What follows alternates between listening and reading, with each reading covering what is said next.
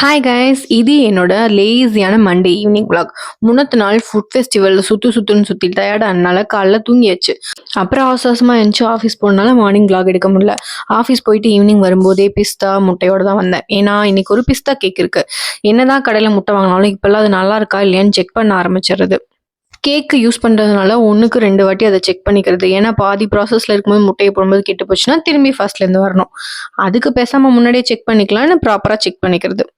அப்புறம் நைட்டு டின்னருக்கு சிம்பிளாக இட்லி ஊற்றி தேங்காய் சட்னி தான் பிளான் பண்ணியிருந்தேன். இட்லி ஊற்றி எடுத்ததுக்கப்புறம் என்ன யோசிச்சேன்னு தெரியல, எனக்கு தோசை சாப்பிடணும் போல இருந்தது. கேக்குக்கு முட்டை வாங்கும்போதே 2 எக்ஸ்ட்ரா தான் வாங்கிட்டு வந்திருந்தேன். அதனால ஒரு தோசையில் வெங்காயம், ஒரு தோசையில் முட்டைன்னு போட்டு இன்னைக்கு டின்னரை சிறப்பாக முடிச்சாச்சு. எனக்கு தோசை ஊத்துறத பார்த்துட்டு இன்னொரு ஆள் எனக்கும் தோசை தான் வேணும்னு வந்துச்சு. சரி ஓகே, நான் சாப்பிட்டு தான் ஊத்தி தருவேன் டீலிங்ஸ் போட்டு நான் சாப்பிட்டு அதுக்கப்புறம் தான் ஊத்தி கொடுத்தேன். அதுக்கப்புறம் கேக் ஸ்பாஞ்சுக்கான வேலைய ஆரம்பிச்சாச்சு. கேக் ஸ்பாஞ்சையும் சக்ஸஸ்ஃபுல்லா பண்ணி முடிச்சாச்சு.